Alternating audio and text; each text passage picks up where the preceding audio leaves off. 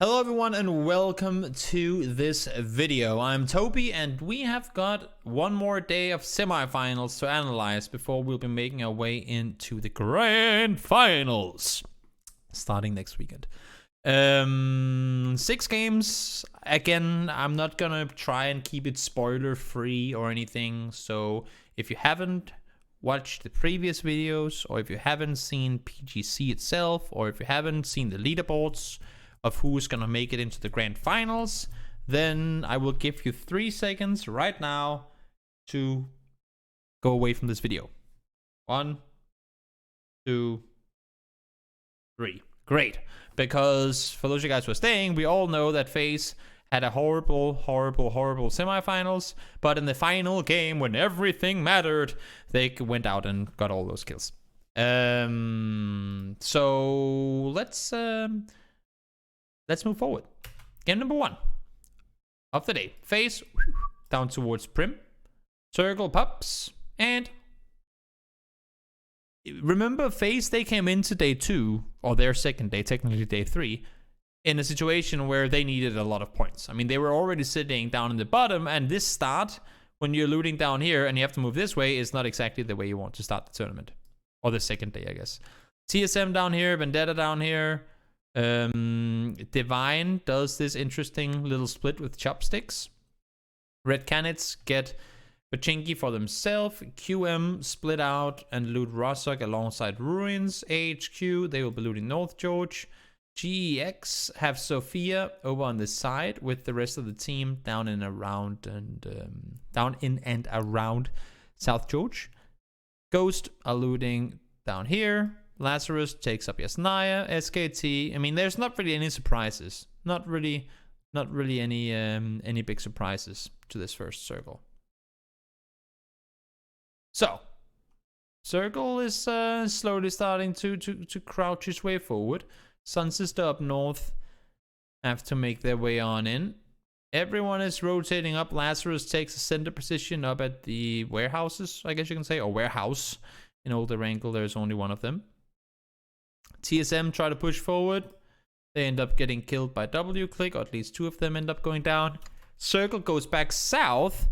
And this one was pretty interesting because FaZe are miles out in the blue. They wanted to rotate up and over like they normally would on those western, like eastern circles. They would go up over the top and play from there. So they wanted to do the same thing. But now the circle kind of went back down to where it was before. You can see with this circle being the first one, this shift is pretty southern, pretty far down towards the southwest.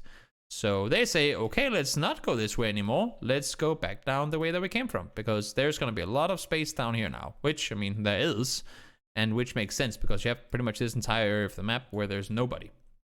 Freak of Freaks, they would rotate back down. The 2 remaining players from TSM would go back down. Divine takes up a center position, tries to hold the hill and prevent a Freak of Freaks from rotating through. FaZe, they finally make their way back inside the circle. Tempo Storm all committing over, so nobody really thinks that the game is gonna go over on this side. Like, nobody's expecting it to go up here. We have 2.5 teams, I guess 3 teams. Oh, 2.5. We have QM down here as well. 2.5 teams inside Yasnaya, and all of a sudden, boink, this circle pops. And I think this is probably the last circle anyone except for Lazarus would have thought was gonna happen. Because we just don't see that shift very often. Like, this shift is not something we see very often. So Lazarus, they're chilling in this position. SKT, I think they just committed to the east side in a sense that if it's a southern circle, like, they right now have full control of this area. So they could make the rotation down south if they had to, or south, and they can make the rotation up north if they were supposed to go over here. So they're sitting in a pretty good split where they can go kind of in both directions. A Freak of Freaks, they're down south alongside Divine, the 2 remaining players from TSM and FaZe, and now the circle pops, and immediately you think, okay, so we have a lot of teams down here, and they all want to avoid Yasnaya. The only issue is, the only way to go around is by crossing one of these 2 bridges on the west side, or by hugging all the way around, because remember there's a forest here, right? So either you go all the way around in here, you go up and over here. And that's through an open field too, by the way. Or you go west around. And that's exactly what happens. Canids go over. Afrika Freaks go miles out into the blue. Tempo Storm tries to pass through, but they get kind of clumped into... You can see they want to go up and over, but Vendetta are in the mix up here as well. So they have to stop, go back and around. FaZe needs to go back around. And it just becomes a cluster. 4am actually... Or 4am Afrika Freaks Fatal actually manages to go over the top and play a really smart central position here. Now, the thing is, because of the first circle being up on the northern side... Like, the first circle was miles up here, right? Some teams stayed. Lazarus, AHQ, and Sun Sister all stayed. And they therefore don't have that far to go. So we have 4 teams already up here. Because normally that far rotation around the side would be the play to make. But because there's so many teams already up and around here, the teams that come in late...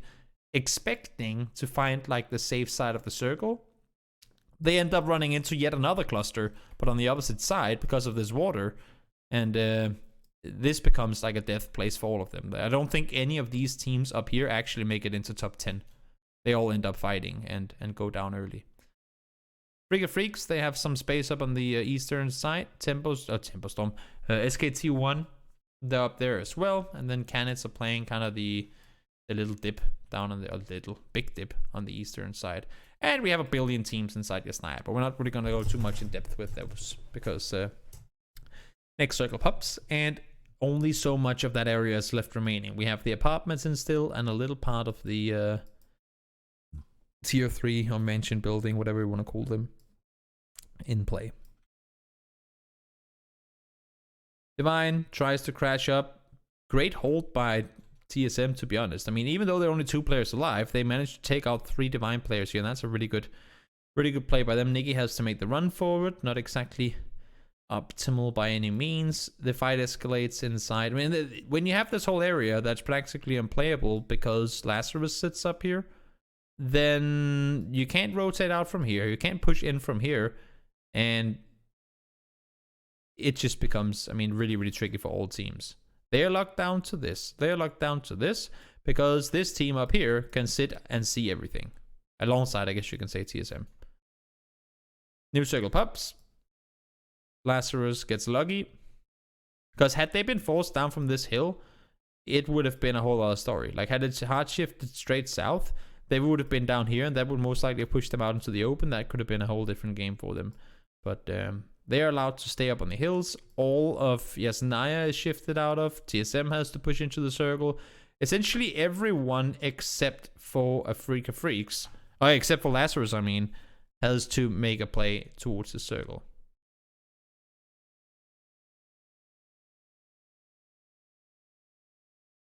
So Fatal, they're on the east side, try to push forward. And this was actually a really good play. So they knock both on Civil and Luke. And keep in mind, not only this game did Lazarus get extremely lucky with the circles, they also had like 2 crates land up here right next to them. So both on Civil and Luke sit with level 3 gear and an MK14. Like, they have an MK14 and they have an M249. They've been very gifted this game. Let's put it at that. But, and then on Lambo, unfortunately, they're not close enough to get the flushes. They have to push further around the side. Circles close in, and they end up going down. Not a whole lot to it. It's just, again, every team will get those type of games where circles keep coming in that direction. Unfortunately, for Lazarus, that was one of them right there. That was game number 1. Why I don't have option to watch this in, I don't know. Find. Because it's live on Twitch. Game number 2. Western Plain again. We've seen those a lot of times before. And FaZe, who would normally get this completely for free. I think there was a little moment where we saw Afrika Freaks fly with them. And I was like, oh, are they actually jumping on FaZe? But then I realized, wait, Afrika Freaks themselves are not in a... Like, had they been guaranteed to qualify already, had they been doing really well, then it would make sense for them to hot drop FaZe pretty much the rest of the games, because FaZe land in Will to Power normally, where they would also go. So they could, if they can kick out FaZe, then they would get this for themselves during the grand finals. But I don't think that was the case. They just wanted some vehicles and go over towards Will to Power. But the circle goes north, and I had my hopes up. When I saw this first circle, and when I saw the second circle as well, I had my hopes up. Because, guys, I can tell you one thing. I have never, and when I say never, I mean never, ever seen a game end inside Saki. And when I say inside Saki, I don't mean down here or up here. I mean in this area of the map. I've never seen a game end here. Never. Never, ever. I have played PUBG for over 2 years. I have almost 3,000 hours played. I have casted, I think, realistically, I think I've casted close to 700 PUBG games. And I've observed games, and I've watched games. I have never, ever had a game end inside Saki. And I mean, there's multiple reasons. Too much water is one of them. You need, the first 3 circles need to hard shift up into this corner. Even the next one has to hard shift, because it has to exclude a lot of this water, right? So there's just there's so little chance that it can happen. Very little chance that it can happen. But anyway, first circle, I was like, oh, okay. I could see the game ending up here somehow. I could see that happening. And also, thank you so much, Sonia, for the resub. I could see that happening. There's a slim chance, but there is a chance after all. So 4 AM, rotate up and over. I mean, for the most part, teams played pretty smart, pretty safe. I like what W-Click does here, actually. And this is one of those plays that most teams don't think about doing. When I saw W-Click rotate, because they're down here. They're here. And when I saw them start a rotation going this way, I was like, what are you doing, guys? We all know that this is the rotation you want to make. But they start rotating towards the west. You can see them down here.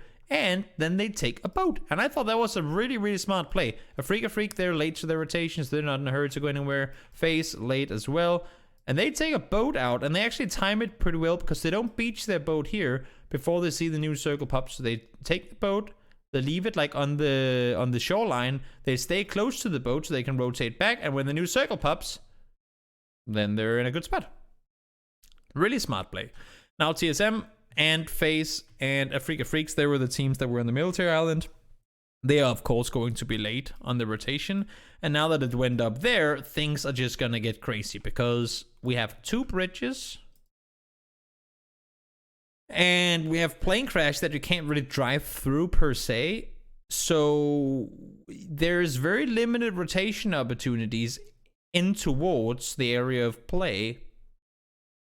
And you have to be really creative to stay alive to get in there.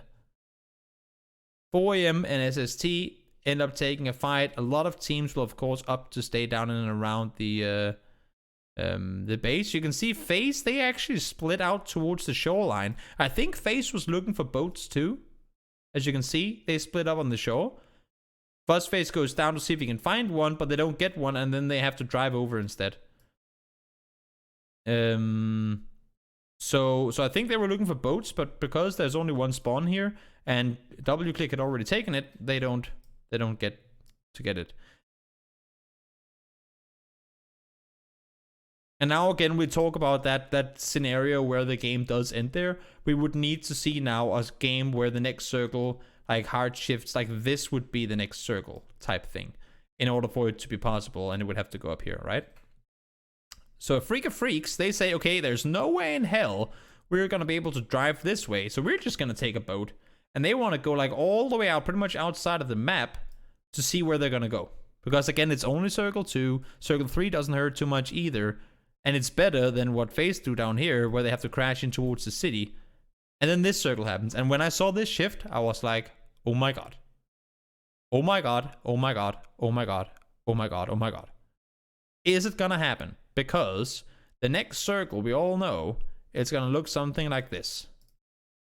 And then if it hard shifts up that way in circle 5, then we would get our Saki ending. But you can already see now, even with these shifts that were very, very favored in this direction, this circle would have to have been, like, now the center is kind of here.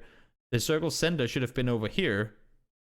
Then it could have gone to Saki. So you can already now see how little of a chance there is that the game actually ends in Saki. It's a very, very small chance. But this hard shift, it made me believe for a second. I was thinking, oh my god, are we actually in PGC, the final day of semifinals, going to have that insane Saki ending?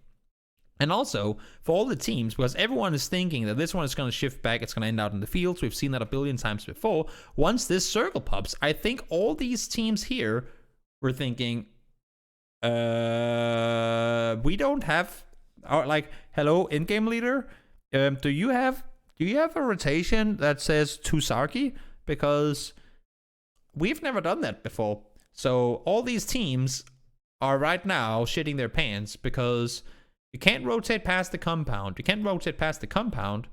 You can't really rotate past this, and you can't go through the city. How the fuck do you get over here? Like, how do you get over here when there's like a full line of no-go in this? How do you then all rotate up over this way? Do you go in the water? Do you try and drive underneath?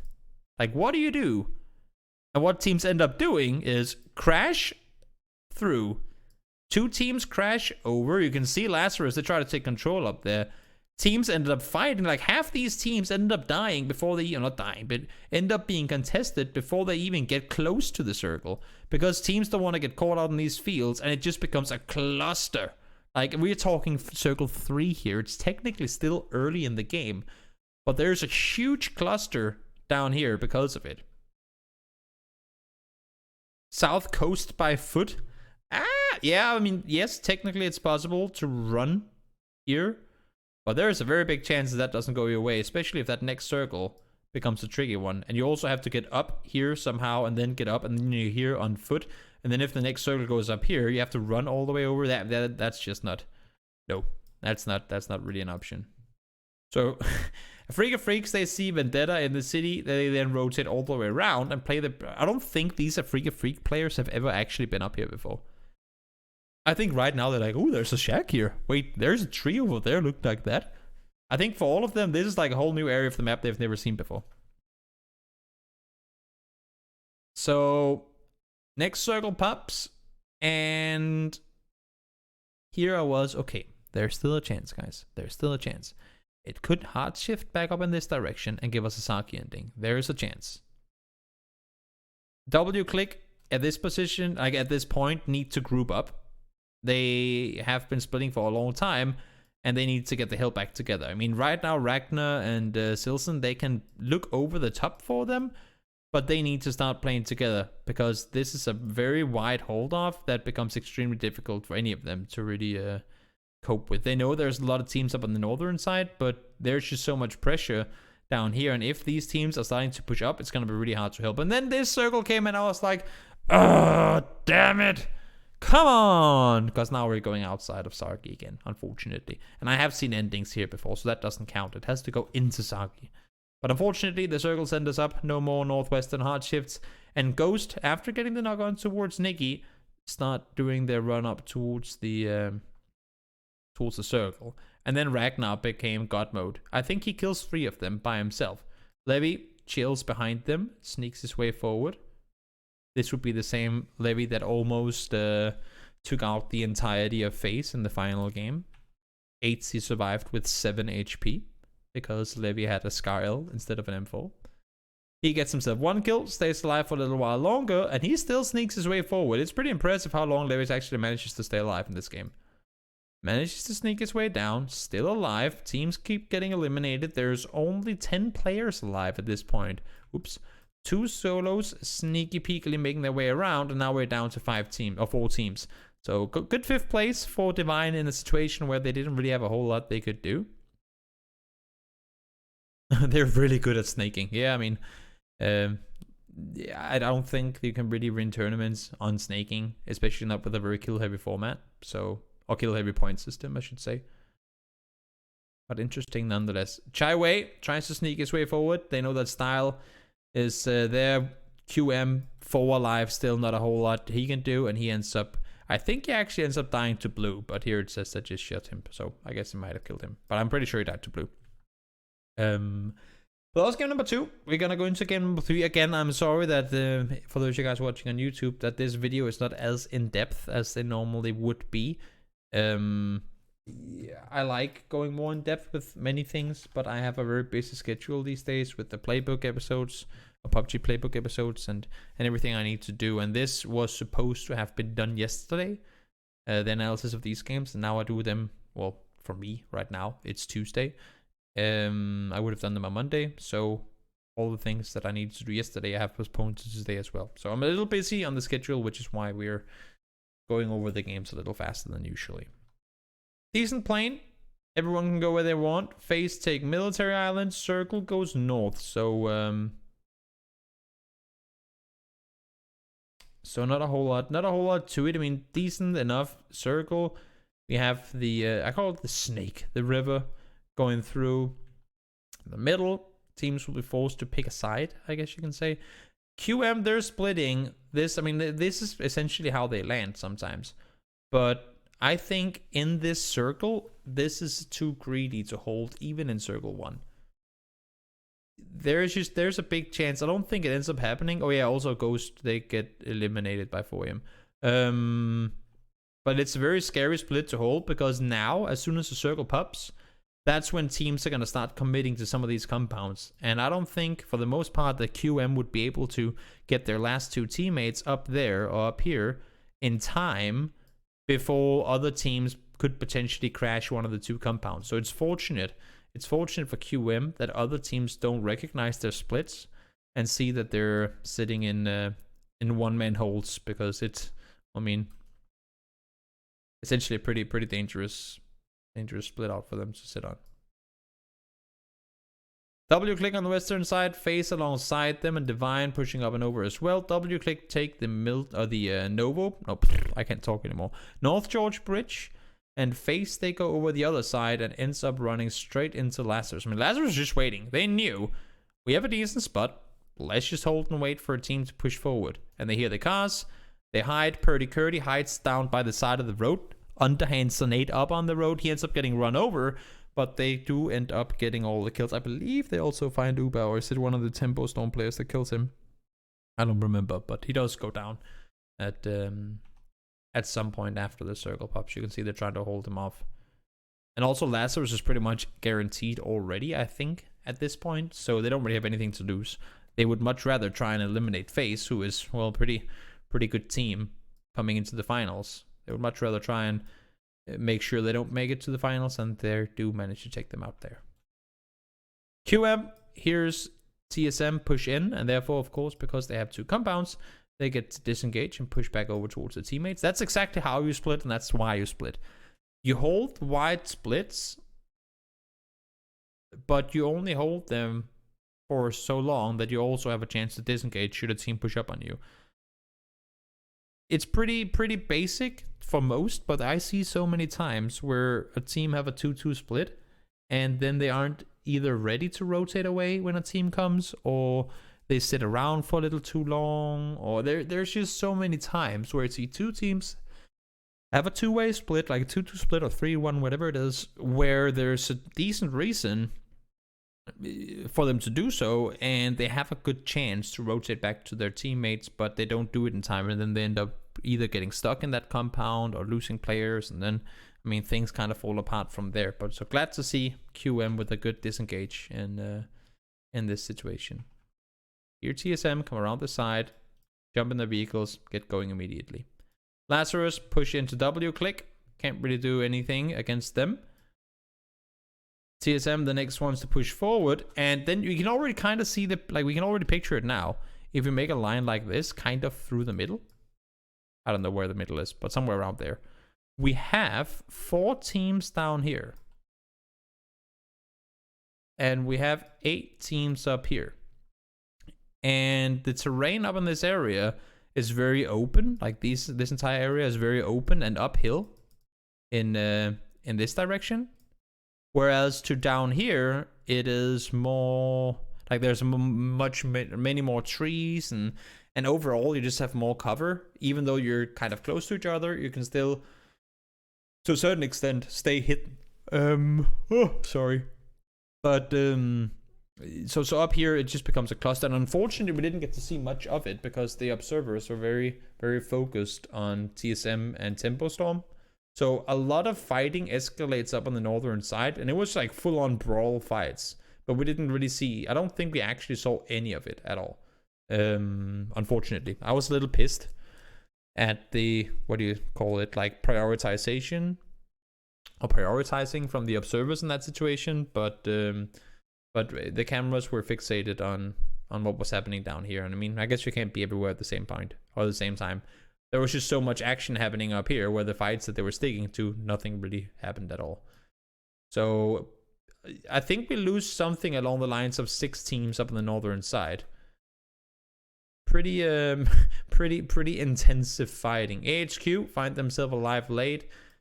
Tempo Storm down to 2. I mean, AHQ have been doing a pretty good job at staying kind of out of confrontations for the most part. And GX, again, of course, they have the compound, but you cannot just lock yourself down into the compound. So they split out, take control on the east side. Very dynamic. You can see the way they're pushing around, constantly working together, trying to hold off 4-man QM, 4-man GX, 3-man AHQ, splitting on each side. No one really has the dot control because it's kind of out in the open, and AHQ are prone on the downhill, so they're just waiting for these two teams to fight each other. And then what's interesting to me is once they actually start fighting, you can see how late QM is to really engage on it. I would have thought they would have been there much earlier. And no, not QM, I mean AHQ, sorry. I would have thought that AHQ, as soon as these two teams start fighting, that AHQ is there to punish them immediately. But that never happens, and QM gets to not only kill off GEX, but also turn around and fully focus with like 3 players alive, AHQ. So this was one of those games where I would have thought AHQ could have won it, but they were just way too slow on the reaction, and ended up getting themselves killed. They could have third-partied it better, I guess is what I'm trying to say. But it doesn't end up happening, and QM wins yet another game. This time around with 11 kills. So QM racks up a shit ton of points in in 2 games essentially by winning the last 2 Erangel games of the semifinals. Now we head on over to game number 4. It's Sanhok. Again, for those of you guys who are new to my analysis streams, Sanhok is not really a map where we go too much in depth with things. I know that in general in this stream we haven't really gone too much in depth with anything either, but it's just a lot of it is macro stuff. And what I mean by that is that it's not the big rotations and the smart splits and all that. It's more how did we engage in this fight, and it's more like where you need the point of view from all the players to be able to look around and see who was holding this and who was holding that. It's more that than what do you say? It's more that than the big like rotations and stuff that are important on this map, I think, to talk about. And since we don't have access to all the points of views from the players, then and that would require from me to have a whole other setup with my stream as well, then we go over the Sanhok games a little faster usually. I guess that's what I'm trying to say. TSM, safe rotation on over, not too much to it. AHQ landing on the western side, dropped out by Alpha. They have a pretty easy rotation for themselves as well. Ghost Gaming, they normally make these rotations down on the southern side and push over. They haven't really been contested in doing that before, but this time around, TSM actually sticks around. And fortunately enough, for Ghost Gaming, they don't go that way. You can see they stayed. Smart play by TSM. They think, you know what, there's a chance that somebody comes to say hello, but fortunately for them, Ghost have done their homework and they decide to make a rotation around the side instead. Circle goes south, and now they have themselves a freebie into the circle. Like, this is a rotation we've seen from Ghost a billion times before.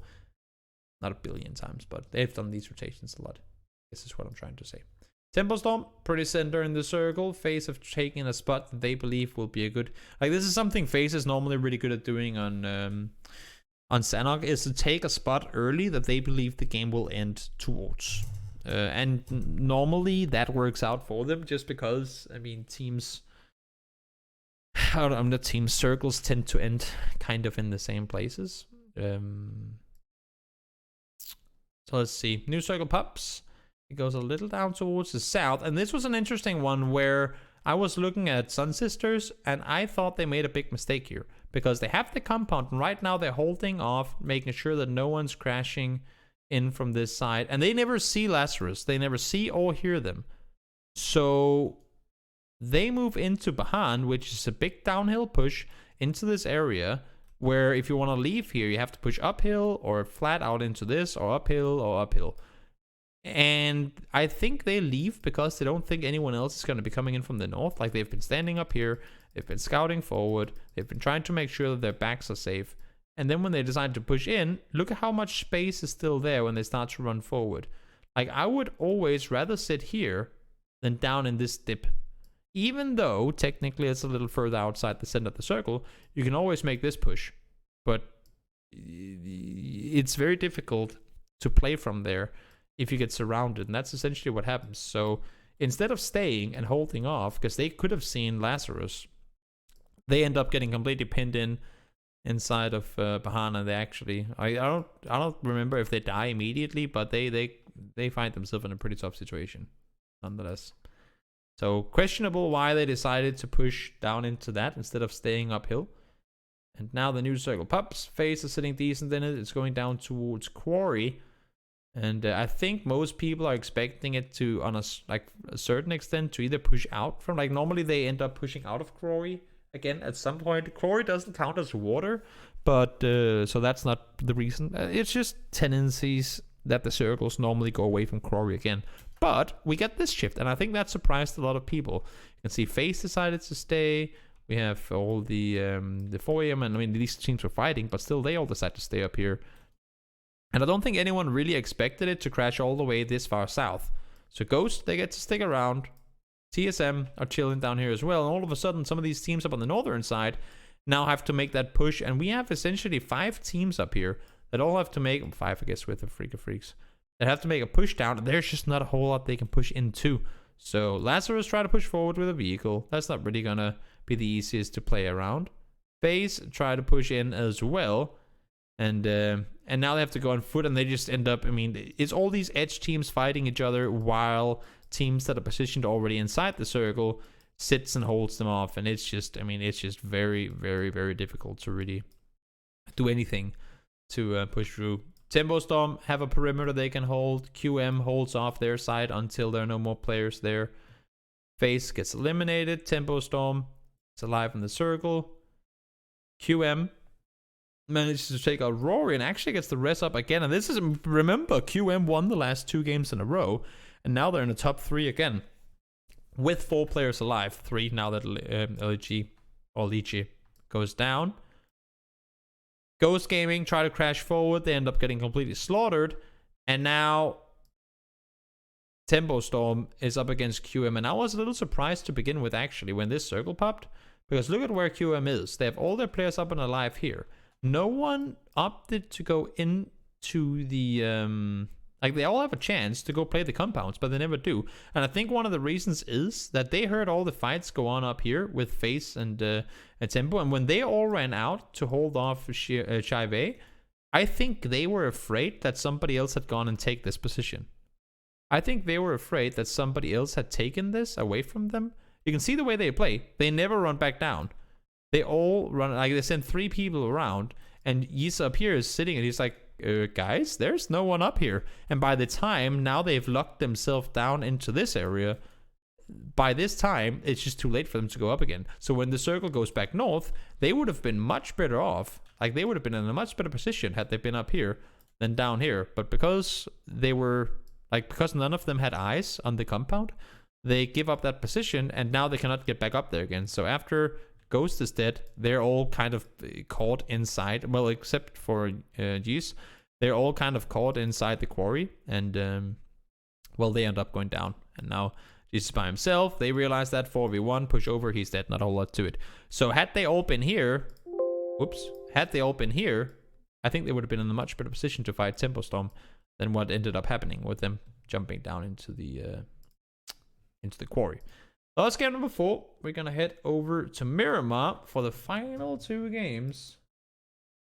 Game number 5, final 2 games of the tournament.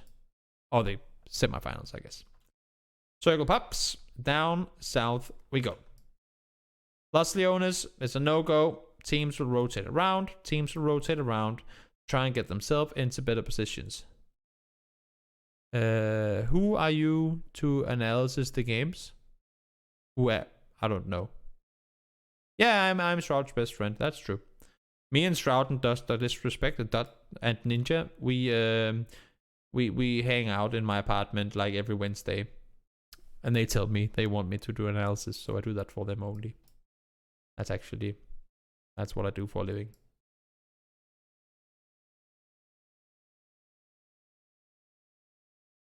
Tempo wanted to kill FaZe here. Oh yeah, let's go back for a second. Jump spots. One that is interesting to me is this one. Red Canids. They would normally go in here, and we've seen them loot on the west side as well. But Tempo Storm, they just jump onto the face. Like, look at this one. And I don't really understand it, because if you're gonna hot drop somebody, you're gonna hot drop them. But Tempo Storm don't actually hot drop face. They just kind of land. They instead of putting them into a position where they can punish them, they are all of a sudden all relying on getting all the loot they need from one compound to fight FaZe, who have been looting up whatever they wanted. I don't think they show presence enough to go aggressive and kill them, and FaZe knows that they're there. I mean, Fuzz FaZe normally loots down here, and then he pushes up here immediately to loot, and they saw the parachutes. So they're not going to drive up there and be like, oh, there's a team there. I mean, it's FaZe. They're not going to make those mistakes normally. So surprising to me that they decide to land the way that they do. But of course, I mean, Tempo Storm, after that win on Sanhok, were in a pretty good position. So they want to scare them off a little, and you can see they actually do end up taking the fight to them, but ends up getting completely slaughtered. So the idea is there, the idea is good, but they end up all 4 dying without FaZe losing a single player. And if you look at the scoreboard to how many points FaZe qualified with, maybe Tempo Storm wanted to give them 3 points so they could qualify. No, that's not the case. I'm just kidding. But yeah, they end up losing all 4 players to FaZe.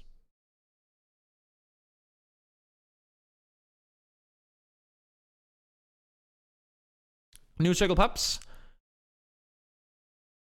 That Reddit comment was dumb. I don't know what Reddit comment you're talking about. Circle goes center around Los Leones, and this is one of those where you don't want to play Los Leones, but there's also sometimes a situation where you're kind of forced to. I'm not saying you're forced to play Los Leones right now, but if you're 4 AM and you're looking to get inside this circle, you have very limited opportunities. I mean, you only have so many ways you can play inside this circle, and unless if you really want to sit down in a corner somewhere, you're most likely going to be forced to go inside Los Leones. FaZe, they chill on the western side. TSM is trying to hold them off. Ghost Gaming sits up here to try and hold them as well. Well, somebody said that? Somebody said that? That is pretty interesting. And then did everyone conspire with FaZe in the final game? Or what? So everybody conspired with FaZe in the final game because FaZe killed like 6 different teams. Yeah, I don't think that's the case.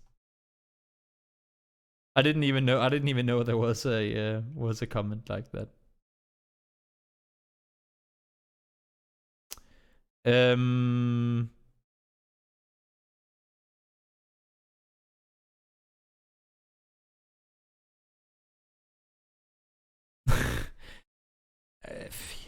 Until somebody gives me proof that that's the case, then I'm not gonna believe in those things.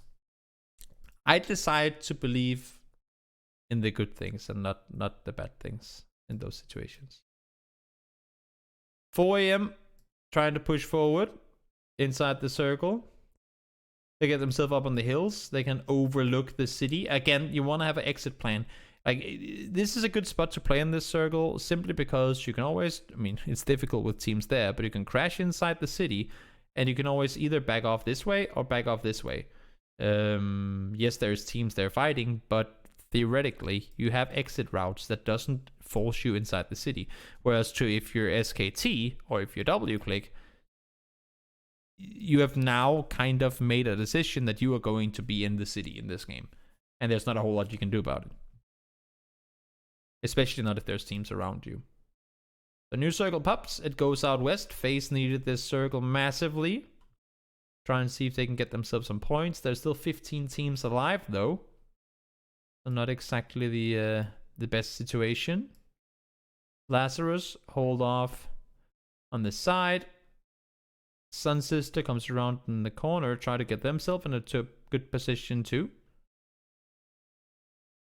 And this is one of those where you expect certain things from the circle, but you can't really. I mean, in circle 5 and onward, there's just, I mean, even though teams say, oh, but you can this and that and this and that, it's no.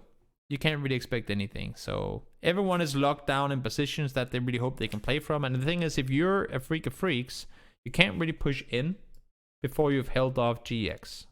And if you're a Red Canids, you can't really push in before you've held off a Freak of Freaks. So everyone's kind of locked down in the positions they're in, which is why you see very few teams move.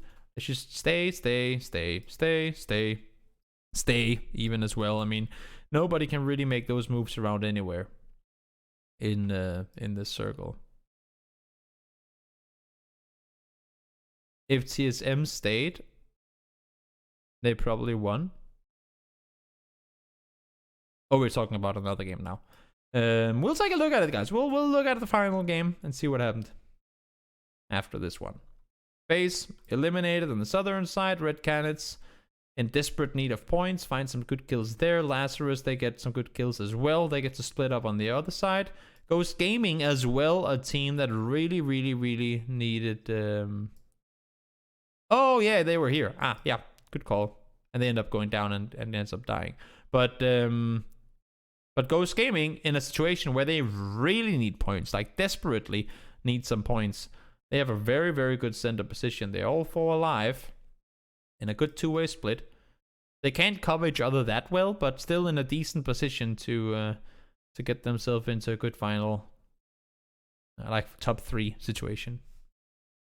Lazarus plays this one extremely well, and this is what I really like from Lazarus, the way that they move around in the late game. You can kind of see that here too. They had 2 guys over here, 2 guys up in this compound, and now they push up towards here to hold off. They know that they need to isolate, like they need to deal with everything on this side of the road before they can focus inward, because if not, then they'll be shot in the back. I mean, this... I was mainly talking about control on the map, but I get what you're saying, Tuffy, is that they can't see each other because this is on a plateau. You guys can see it kind of here as well. This line here is a step down from, like, this is the high ground. We call it H for high and L for low. So you can't really see each other, but in terms of teams forced to fight each other and you having 4 guys alive in the late game, I would say it's you would rather sit in a split 2-2 here than I think you would want to have 4 guys in one of these concrete buildings. Now, Vegas and McCoy, they need to make a... well, I mean, they're outside the circle. They need, first of all, they need to hold off critical and non-reg. And it's a essentially straight up 2v2 fight, which unfortunately doesn't really go their way. McCoy gets caught out in the blue, can't really push around. And that's one of the main issues with these type of concrete buildings, is that there's, other than down here where you have small windows on the side, you have no windows here. So if the guy's playing this side of the building, you don't really have a way of containing them. So you could argue that as... I mean, it's just... Essentially, it's a pretty smart play from Vendetta to not push down here, but to go behind to push around. Because they know that Ghost can hold them here, but they can't hold them here. They push in to go down to then wrap around that way.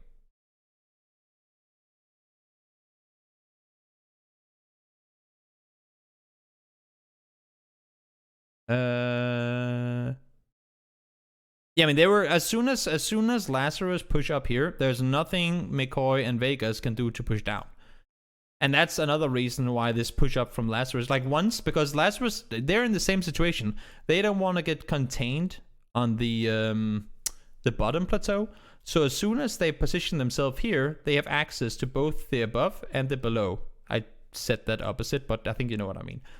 Both access to the plateau above and the plateau below. And I think that's why Purdy pushes up here to begin with. Not only do they want to hold off all the players that are down here, but they want to be here so that they have access to both sides, which also is the kind of killing blow to Ghost in the sense that once they are here, all of a sudden this crossing becomes practically impossible for Vegas and McCoy.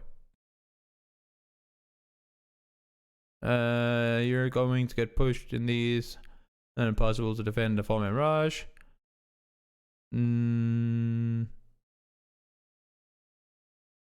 Yeah, they were too late, and I think you can understand some of that from, I don't remember if it was Drassel's tweet or who it was, where they said they had everything to win those, like to do good in the final games, but they didn't.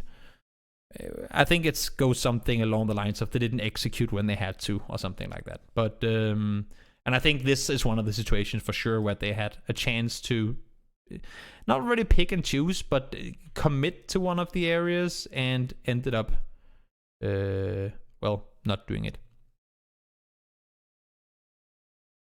But I think it's also a situation where you're 4 guys alive. You know that if you make the crossing now, odds are that probably at least one player will go down, because they know for a fact that there are so many players around that making a run through this area will get everyone else's attention over in that area, and they would probably lose a player. And because they were in the situation they were, where they need points desperately, what is worse, to keep a 2-way split and hope that you can get points, or to try and push over and maybe lose a guy, maybe even lose both? I think that's one of those risky situations where, because they were in the need of points that they were, I don't want to say they were too scared to do it, but I think maybe it was just too risky for them to cross, even when they technically had the opportunity to. Like, they could have done it here, but at this point it's still a situation where if this is essentially the last chance they get to do it, because as soon as Lazarus is up here, this crossing becomes difficult. Remember that SVD and they have Vendetta above them, they can all see them too if they start running around in this area. So, and at this point you don't know, like at this point here, before they come into the warehouse, you don't know whether the circle is going to go up or if it's going to go down. So if they commit to the wrong one, that would also be scary. And I think they just, I don't know, I guess you can say they prioritized the circle control for too long, when they should have committed to one over the other, or committed to one instead of maintaining their split position. But and thank you, Toughies, for your insight. I love it when you guys come in and join the stream. So McCoy and Vegas end up going down. Lazarus maintain their control, and once again, QM are in a top 3. For those of you guys who didn't keep track, first place, second place on Sanhok, and now they get a second place again. So they win 2 games followed by 2 second places. That is pretty damn impressive for a team that I would argue probably, if we exclude Chinese viewers, probably 95 to 99% of Western and probably even Southern, like South Asian viewers don't know this team. I knew about them from their PCL Phase 3 that I've been following, but until Phase 3 I didn't really know about QM either. And I honestly did not think, like after I did analysis of the summer playoffs for PCL, I did not think of QM at all as a team that would be able to go out and put up the numbers that they did in the semifinals, like on the final day. It was very impressive, and it wasn't all just them getting circles thrown in their faces. They had smart rotations, they played extremely well, and just overall, I mean, they did some really good stuff throughout the semifinals.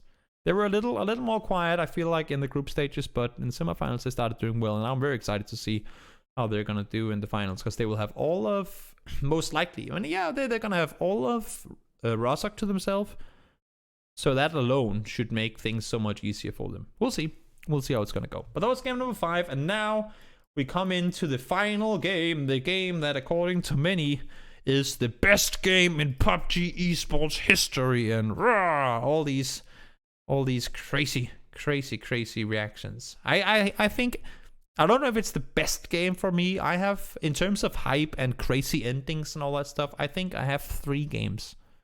3 games on my top 3, and it's funny because I didn't actually cast any of those top 3 games. I think I don't really have an order for them, but I have 3 games that, if you're watching on YouTube, you can go back and watch those games too. It is the GLL Season 2 Grand Finals, the last game, where it was M19, it was Knights, and it was Team Gates, I kind of want to say. They were the top 3, I mean, they were the top 3 teams left alive in the final game.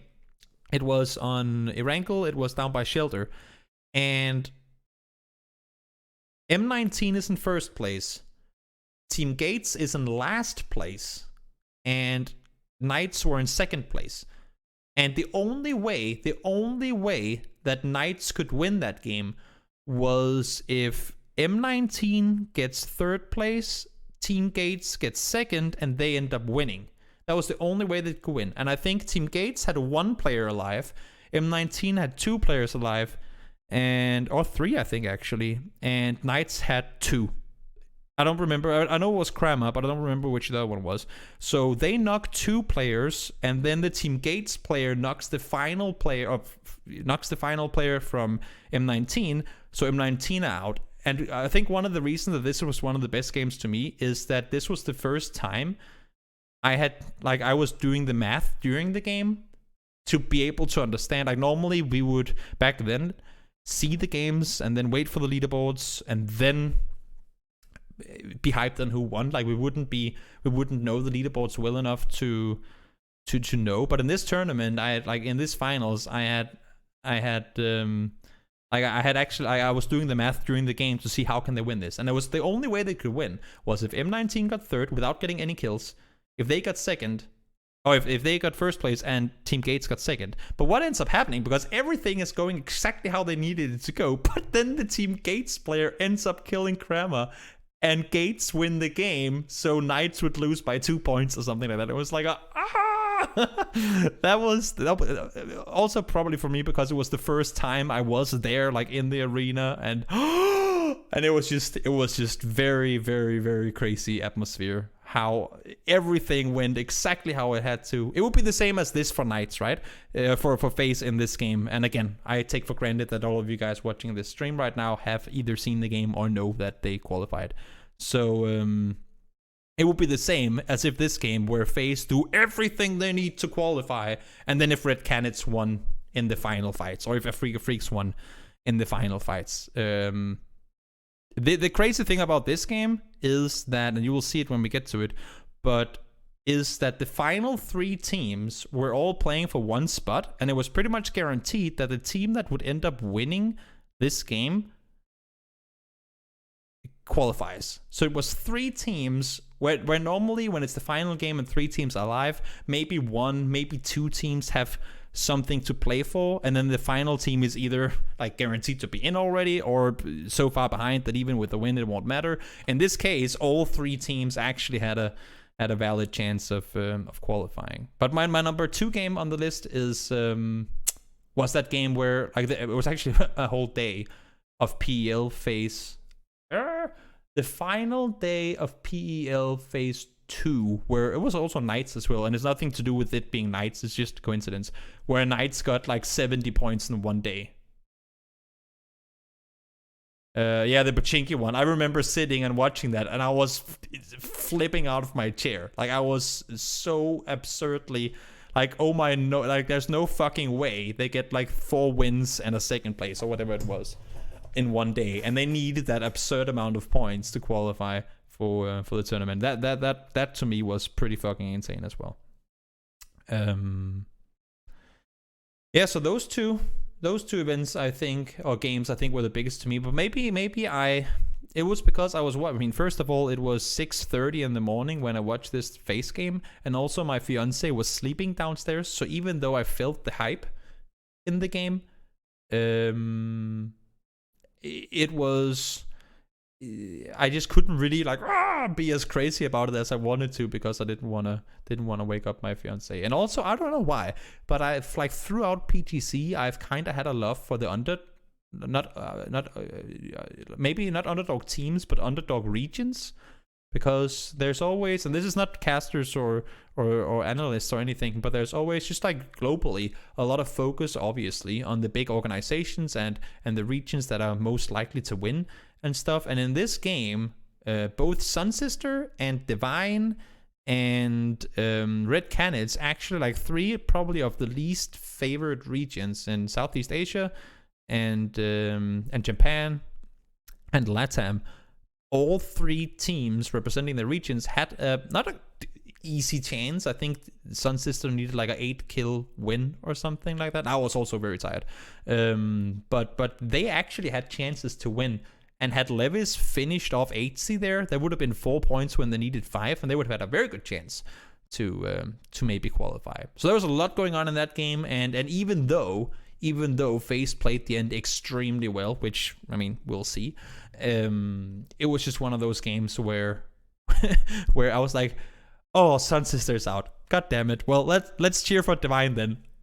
Oh, Divine is out. That's unfortunate. And then in the end, even though FaZe had played so well to come back in the game, I kind of still wanted Red Canids to go through, just because, I mean, wouldn't it be cool that the only region to play an online qualifier, because they're so far down the priority list, would be the only region to get their entire region, and I know it's only 2 teams compared to some other regions, but would also be the only region to get all their teams through to the grand finals. I think that would be kind of cool. So even though it was crazy, like very crazy, when FaZe ended up winning and they did the math and they could see that they actually qualified, I don't know, I think there are a lot of factors that went against me getting as hyped as I probably would have had been if A, I would have been in the arena, or B, it would have been during the day, or I wouldn't have had to contain myself with hype. So for me, I think a lot of those factors played in to why it's not my top crazy game of all time. That was a long explanation. I'm sorry, and especially sorry to you guys on YouTube watching. I hope you skipped forward a little. But anyway, let's go into the final game of the semifinals. And again, Tavis, thanks for tuning in. It really is always great when both players and other people, talent, coaches, anyone involved in the scene decide to engage. Start of the game, we don't really have to analyze it. 4am and Lazarus, I think they must have had a deal. Like, okay, so both 4am and Lazarus like landing Hacienda in their respective leagues. And throughout the tournament, they've kind of had a gentleman's agreement that Lazarus get the southern part, and 4am, they can take the northern part. I think, so even though I don't think the 4am players speak English that well, I think they made a Hacienda final game agreement, because they were both already qualified. I mean, they were guaranteed to go through, and I think it was just I think if you say Hacienda, it doesn't matter what language you speak. If you play PUBG, you will understand what they mean. And funny enough, they all decided to go in there. So 4am, they end up getting eliminated. I think it's only Purdy Curdy who actually survives it. I'm not sure. Or do they all survive it? No, I think Purdy stays alive and they lose 2 players. I don't remember, but they all 4 survive. Oh, okay, 3 survive. We can zoom in and see it. I don't know why we discuss it. Yeah, 3 survive because Purdy fights him with a VSS. Boop, he should die soon. Yep, there you go. So 3 players survive. But still pretty fun. I mean, I think Matchroom overhyped it a little by saying that's the PUBG I like to see, because from a competitive like integrity perspective, it's maybe not the smartest thing to fly face first into each other. But that was, I mean, it was extremely hilarious. It was a nice, what do you say, oasis of crazy fights going on where it was just hilarious. Yeah, exactly, because both teams qualified. It was, I mean, I think all the teams that were already guaranteed should have joined the fight, just to make it even more fun. And then the winner should take the gold Mirado and drive away. But that wasn't the case. Both won Hacienda Falkland. No, but I mean, just for the sake of adding to the crazy shenanigans. I don't think it was if we win this fight, we will get to loot Hacienda, because I mean, Lazarus already looted Hacienda, and 4AM didn't really seem to care that they didn't get Hacienda itself. They've just been splitting this entire area. But yeah, it was fun. It was fun nonetheless. It was really interesting. So let's rewind a little bit, because now we missed a lot when we talked about that. Eastern Circle. We all know that if we mark this little valley point, I guess you can say, going through here, this essentially is, I mean, everything going on this side and everything going on these sides are areas that you don't mind crossing through. Everything that contains passing through any of what's red right now, so here, here, here, here, here, here, crossing the red lines normally is something you only see teams do early on. For two reasons. One, it's very dangerous to drive down the hill into the valley. And two, it's very dangerous to drive up the hill out of the valley. And also there's a city, which we don't even need to get into, because there's just a big wall around it that everyone can sit and look down into, and it can be very hard to get out of there again. But nonetheless, dangerous area to move around in, which is also why I think you don't see that many teams really overcommit to one side. Teams kind of stay close. You can see both Divine and TSM stay within an area where they can easily get to whichever side they need to, should they have to rotate through, depending on where the next circle goes. Let's slow it down a little. Ghost Gaming push up on the southern side. I believe they lose 2 players, don't they, early on?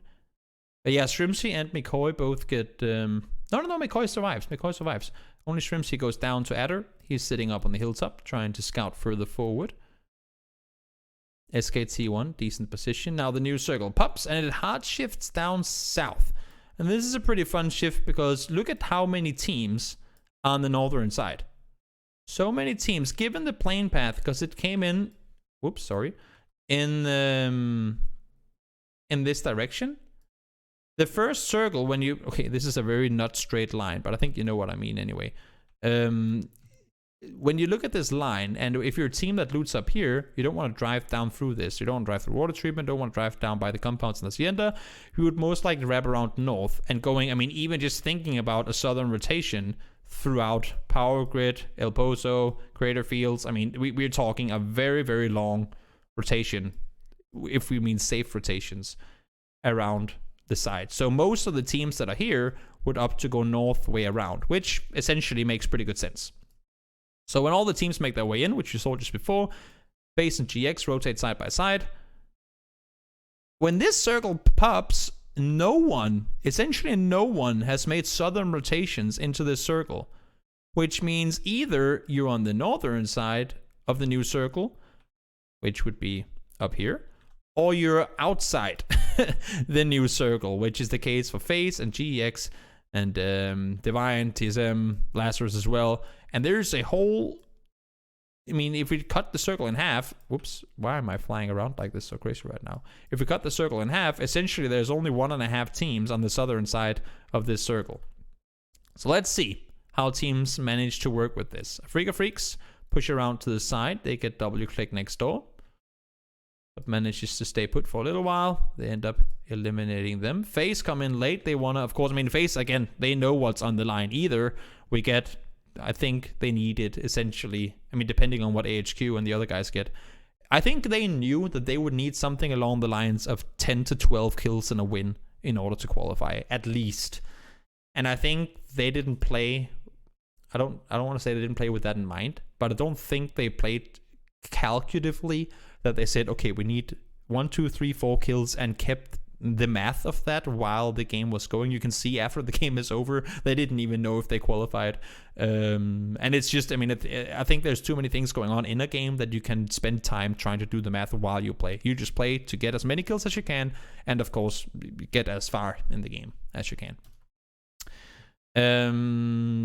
FaZe playing it safe early on. Again, no reason to go full on YOLO mode in the very beginning. Waiting for that new circle to pop. Circle 3 is always the one that kind of dictates the area of the game, or the area that the game will end in. And now we get a Western hard shift. So, and that's one of the things that makes this game even more impressive to me. The fact that sometimes when we've seen FaZe get those crazy kill wins, they've also been very lucky with the circles.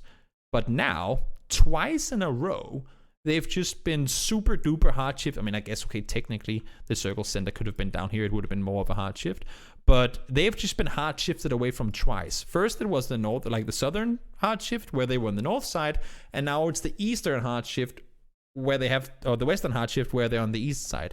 So if you're a FaZe player in this situation and you're not already demotivated because you've had 11 games that didn't really go that well, then this stuff must have been like a really big blow to the gut. They've already lost Mexi. They're down to 3 players really early on. And they must feel like, are you actually fucking kidding me? Like, this must be one of those really, really, really frustrating scenarios where you need so many things to go extremely right. And right now, everything is just going extremely wrong. They've lost a player. They got hard shifted away from twice. It's just a, can we just get this over with situation. But of course, they're FaZe, they never give up. Freaks rotate underneath. QM, safe rotation, make small movements, go across. TSM has all the room in the universe on the western side because they were on that side of the circle that it rotated over towards. FaZe rotating slowly along the side with the blue. Make their way in towards the circle. New circle centers up around La Bandita. And of course we know that this area here, we can kind of draw it up. For the most part, this area here is a dead space. The only reason Uncivils can really play here is because he has teammates on the other side that can make sure that nobody can get up and shoot him. Because if you don't have control of the road side above on the other side, then you're gonna be targeted from too many angles that you can hold for yourself. Divine managed to make their way in on the edge. FaZe chilling on the southern side. At this point, I think, do they have any kills yet? I don't think they do. I don't think FaZe has any kills yet. No, they don't have a single kill yet. And Mex is already dead. So things are looking pretty damn grim for FaZe Clan at this point in the game. They're playing the southern side of La Bandita. QM gets a knock on Fuzz FaZe, but not able to go over and get the flush because a player on their team got knocked as well. Now Divine comes in, 4 players alive still, and takes the fight to QM. And FaZe knows, again, keep this in mind, FaZe are well aware that a win won't be enough. They need kills. So as soon as they hear these guys fighting, they go, guys, let's go. This is our chance. This is what we need to third party if we want to have any opportunity. So they don't even care about the circle going away from them. They need kills. And they get all of them, except for Levis. He's prone down on the hill, and I was like, how the hell did they not see him? But they didn't. And technically, you would think that's not really too much to worry about. He's just a solo anyway. What's that gonna matter? So Upa and Fuzz FaZe, of course, they play the ridge line. They know there's no one south of them, or at least they think so. And they have vision over towards SKT. They have a lot of vision into the La Bandita or the crater area itself, and do their best to try and see if they can flush some people. They knock one there, and now Upa gets knocked by Jeff. They're looking over the edge, and they don't, I guess, calculate the angle from Jeff, so he spots him, and here comes the sneaky snake. And this is where things get exciting. I really want to show you guys the clip. Give me a moment. I'll find this clip for you, because this is pretty damn insane. And there are many reasons why it's insane, and I'll show you just why in just a moment. Let me just find the clip for you.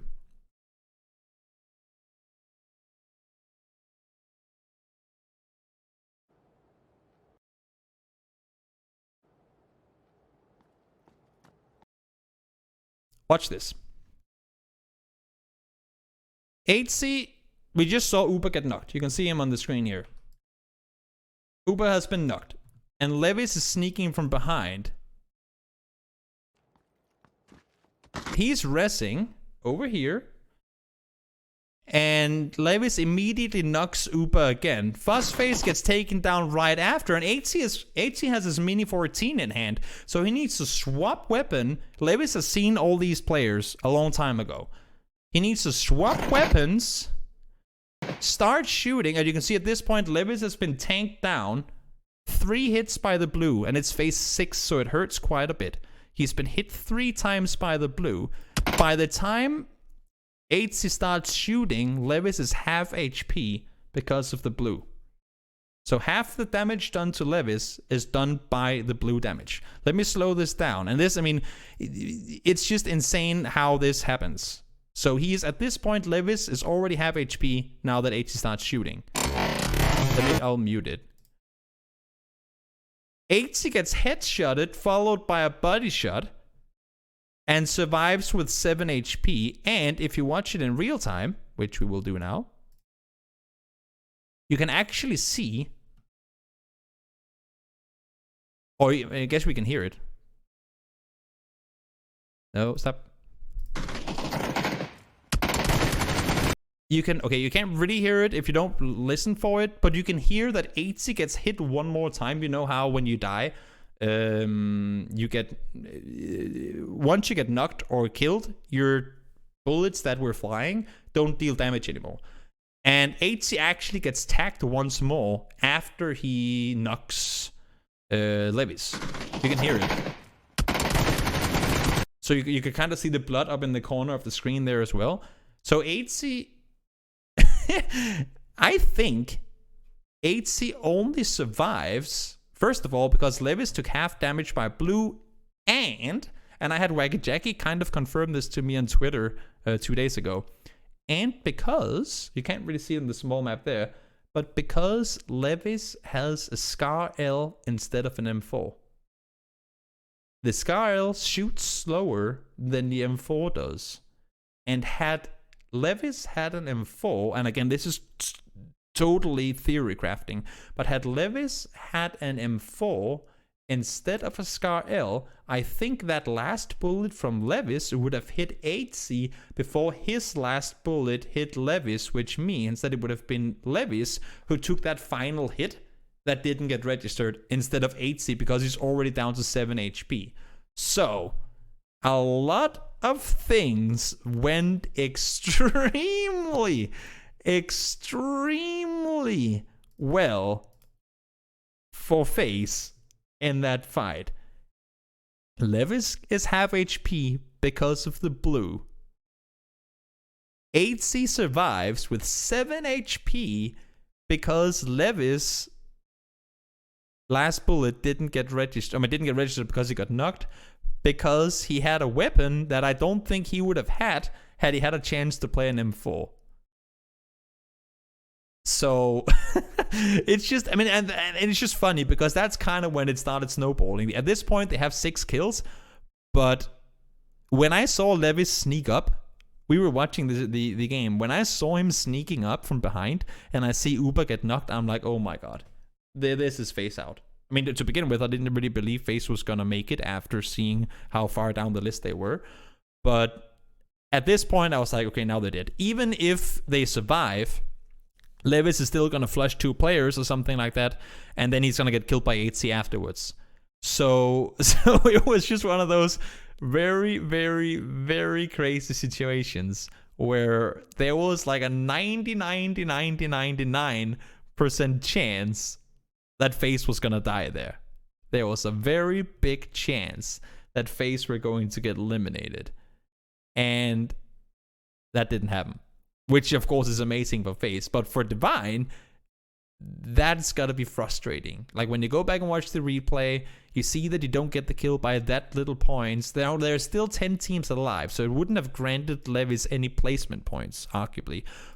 But they were actually a team that was ahead of FaZe at this point, and they, at that point, only needed 5 points to to that spot. And yes, again, we can go even further back and say he was lucky not to be seen by FaZe in the beginning, because he was the one isolated off for the smoke, and FaZe pretty much runs right past him. So he was also lucky there not to be seen. It's just, I mean, when we think of the end result of the game and see how many times things could have gone against FaZe, this is a pretty wild situation. But let's continue the game. Circle, fortunately for FaZe, not only do they kill Levis, but they also get a hard shift down towards them. I think had this circle gone up in the opposite direction, then the teams here would have looked towards this area rather than on the outside. Had it gone up here, teams like Red Canids and Afrika Freaks would have looked to hold off here, whereas to now, because they know teams from here has to shift in, their focus is on here instead. And guys, we're going to be focusing on FaZe just because of the way the game ended up. SKT1 see FaZe players knocked, obviously. They don't go for the immediate flushes. And that was another fun thing to me. They don't go for the flushes as they come pushing up. They back off again. I think they had a chance had they stayed where they could see one of them. But instead of trying to get a flush on one player, they say, let's sprint up and get all the kills instead. And instead of doing that, they end up backing off. TSM pushes over. They want to hold off Lazarus. Gustav goes down, gets flushed immediately. And now SKT, they say, well, we know there's a fight over here. We have a chance to go do some damage. They get knocked on both sides. And again, FaZe still knowing that they need to get 1 billion kills to win. They barely even get healed up. They just start sprinting forward saying, we need more kills to win this. So they come over. They manage to get a knock and a flush on towards one player, and they take out SKT as well. Uber gets himself... No, FaZe gets the double, I believe it is. Now, Circle shifts in, and they get a knock and a flush onto a Red Canids player. At this point, they have knocked and killed players from 6 different teams. They have knocked and killed players from 6 different teams at this point. And they have... 2, 6, 10 kills at this point. Keep in mind that Mexi went out, I think, as the first, no, not as the first, because 4AM and Lazarus were fighting, but as one of the first players in the game, Mexi actually went out. So that's yet another, disadvantage to them in that game. They get the flush onto one. TSM have a chance to take the fight to Red Canids, but as you can see here, they're sitting next to each other. Michael is down, they get the reses up, and they can't commit to pushing in over here. So they know there's only one thing we can do. Like, either we push straight in to Red Canids down the hill, or we try to take the fight to FaZe on this side where we still have some vision or a chance for some cover, because if they start taking the fight to Red Canids and push down the hill knowing that FaZe is over here, they're gonna be shooting at a team while the other team is shooting at them. That's practically suicide. Instead, they say, we still have this ridge line here for cover, which means that these players, they can't see through. Like, their vision will be stopped here. So we can take a fair fight over here against FaZe without being third-partied. And I think that's the reason. I know a lot of people say, oh, TSM, they just gave points to FaZe. I don't know. No matter what team it would have been in this situation, the wise or the smarter play is to try and clear the team on, because they could still have played this. Had TSM gotten over here and killed the team, let's say it doesn't matter that it's FaZe. Any team, had they killed the team that was here, they could have played this area themselves. So they push around the side, trying to play this to avoid getting third-partied. You can see they all commit to it. They push over. Michael gets immediately knocked. And the Uber ends up getting a triple kill very quickly. I'm not sure exactly how that ends up happening.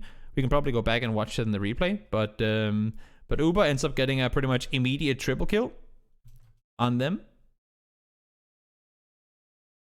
And Red Canids, while all this happens, instead of trying to third party, that's also a situation where they could have tried to run up in third party, but they decide to run down into the city and position themselves for the last circle instead. Afrika Freaks, they've been 2 players alive for the entire end game. Can't really do a whole lot from their position. They just sit in that 1-story building. 8 pushes around, and at this point I was like, FaZe, you're starting to split out a little thin here. it's getting a little thin.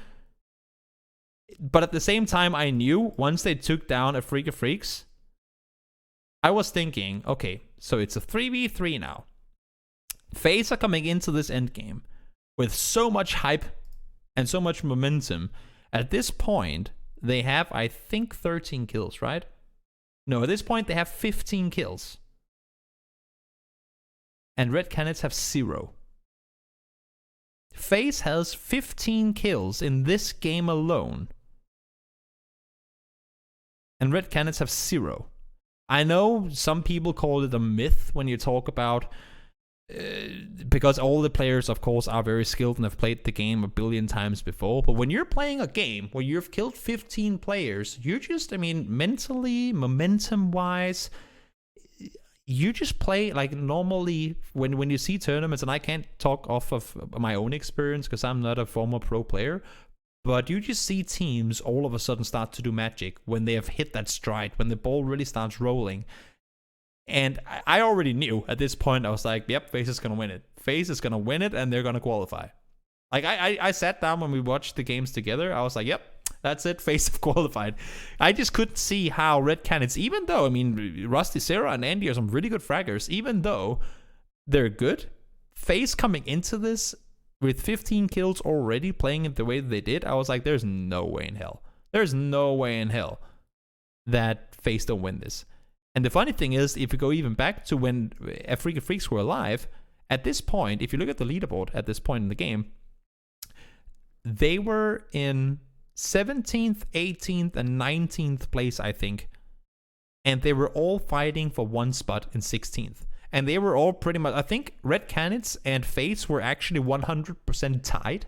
Like, they were completely even in points, and Afrika Freaks were a little below. But if they would have had the win, they would have qualified as well.